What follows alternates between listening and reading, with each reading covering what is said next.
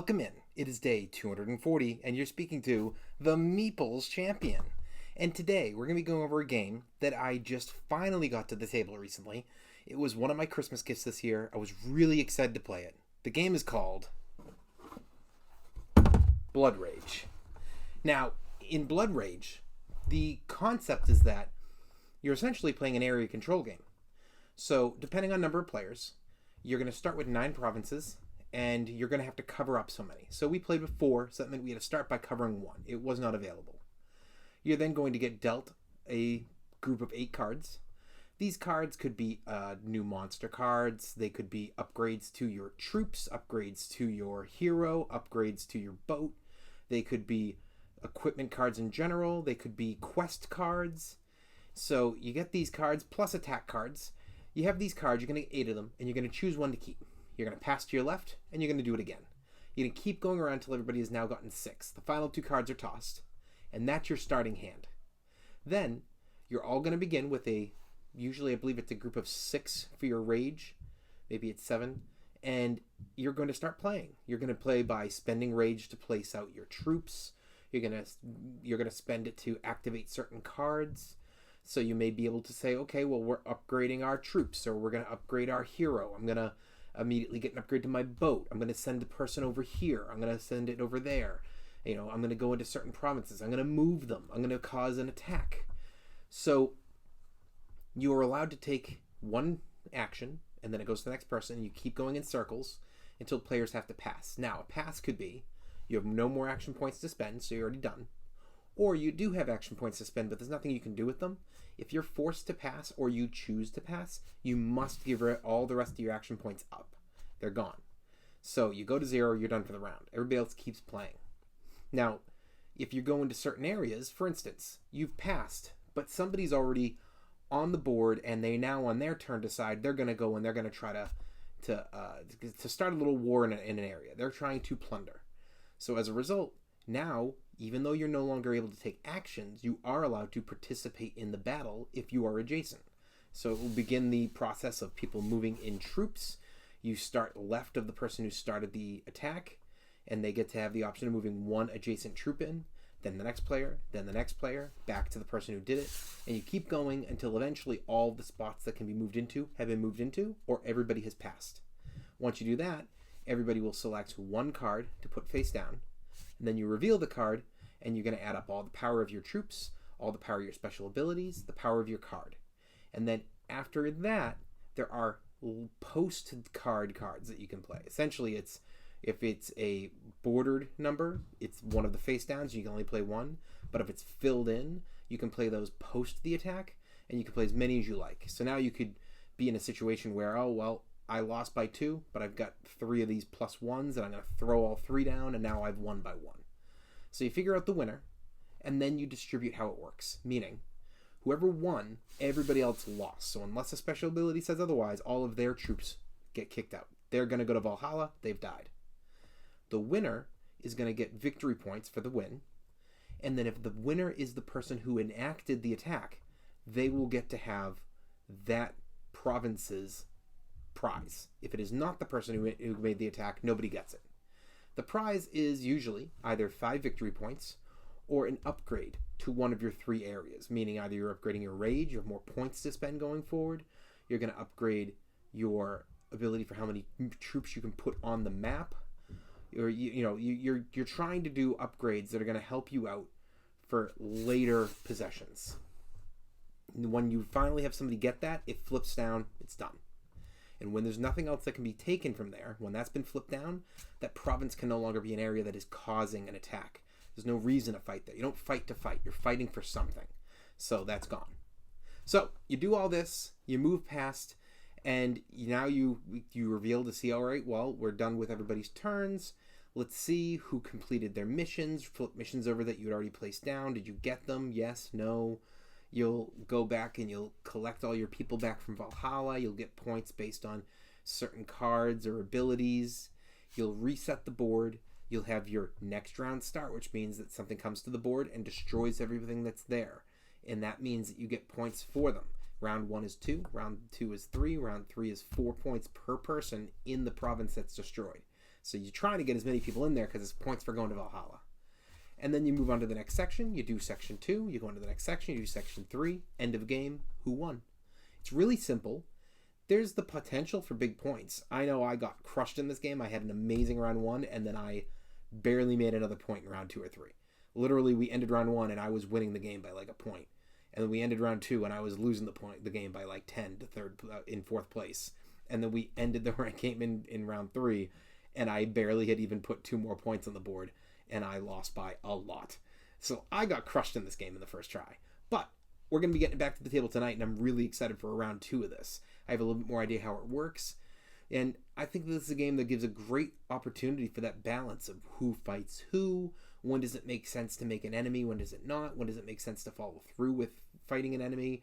In my case, I got wiped out because I made an enemy of somebody, and even though they got revenge on me, it wasn't a smart move because me and him ended up being in 3rd and 4th, and if they had not tipped the battle was won by the person who didn't just win, but crushed us. They were 4 times my victory points in first place. They were still like 20 points ahead of the second. Now, maybe if they don't tip that battle, it's the same ending, and it's just that player's in way behind 4th, and I'm the one way ahead in 1st. But I think it's more likely that we kind of evened out, and it becomes a closer game in general. You never can know. It's not like we're going to backtrack and play it from that point and not do it. So you just have to take it as it is. That being said, why don't we jump in, judge us on our 7 categories, and see where this game lands for us today.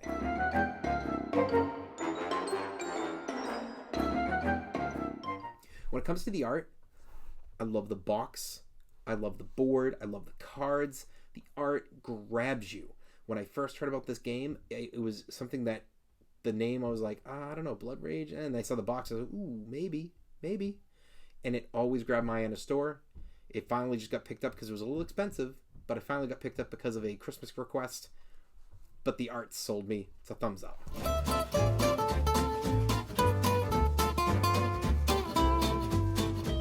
Your components. You got some really good minis that come with little plastic stands. Now, it doesn't necessarily make sense why there's plastic stands since you're supposed to be the color that mini comes with. I'm sure there's a reason they did it, but it's all good quality, great cards, a good board, lots of cardboard for your different pieces that are going to be moving around on your playmats. Your playmats are a nice little, I don't want to say plastic, but it's a cardboard plastic mix. It's a good texture. It's all really good quality. It's going to hold up. Thumbs up. Your price.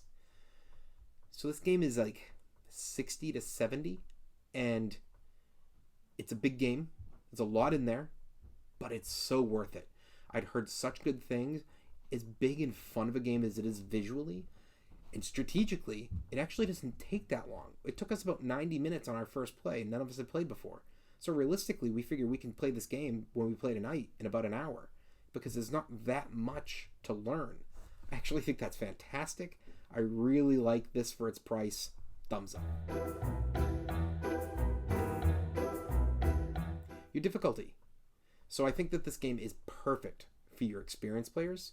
I think your experts can still enjoy it, and I think even a beginner can enjoy it. I don't even necessarily know if this would scare away a kid.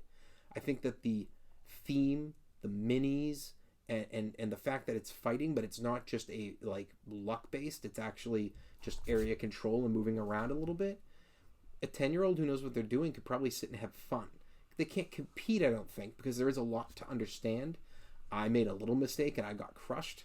So I think that those intricacies are going to come back to haunt a 10-year-old. But I think that the greatness of a 10-year-old is that they can just enjoy the game for the fun of it. So I think if they're good with games, it may not be one to scare away kids. That being said, I think it's really good for beginners and really good for experienced and experts. Thumbs up.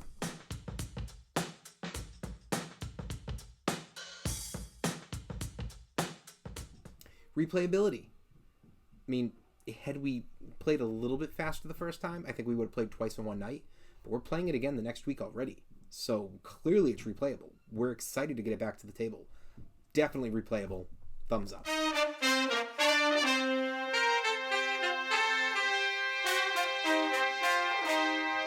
Keys to victory. What are you aiming for? What is your goal in the game? Are you trying to build up your forces on the board? Are you trying to build up your rage meter so you have more options? Are you going all in on the quests? Are you trying to set up more monster bases so that you have the ability to enter and destroy people? Are you trying to have cards that pay out more victory points based on your destruction? There's a balancing act here, and it's not as straightforward because it's up to what cards you get each round and how you can take advantage of them. But I think that there's a lot of option here. I really like what they do with the keys to victory here. It's a thumbs up.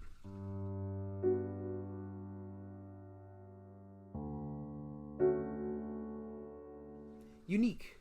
Now, I personally feel like this game's pretty unique. I don't feel like I've played or owned another game like this. That being said, I know that Ankh is extremely comparable to this. It's from the same company, I believe, and there was another game, I don't remember its name off the top of my head, that were both different levels, but definitely people say, yeah, depending on what you like for theme, you could shift to Egyptian and go Ankh, and it's like this, but Egyptian style. A little bit of play is different, but in general, these three games are very much compared. I could see that. I definitely saw some of the pictures of the games and the setups and understood, like, yeah, I could see the comparability there. So, as much as I want to give it unique, because it's unique in my collection, it is not a unique game in general. It's got to be a thumbs down. Overall, what do I think? I really like this game. It's shocked me how much fun I had just one play and how excited I am to see how play 2 goes. I think this one is going to be a top pick for years to come in my collection. And I think that this is the kind of game that, while I'm not going to say just go out and buy it, I think you have to play it. Give it a try. And this is one that could end up being one that you end up having multiple people in a group own, because I do think I could get this to play with my family. I think there are certain groups that will enjoy this that aren't major gamers. I think there's something there. But I think for the gamers, there's a higher level of play here. I'm really excited to get some expansions. I've already got the 5th player expansion for tonight so that we can play our whole group. But expansions that change it up and see how it plays differently, I'm excited to see. Well, it has been day 240, and we've been speaking about the game Blood Rage. And you've been speaking to the Meeples Champion. Like, share, subscribe, and check down below in the description where I'll be adding an Amazon link in case you want to get this game for your collection. Until next time, I'll talk to you tomorrow.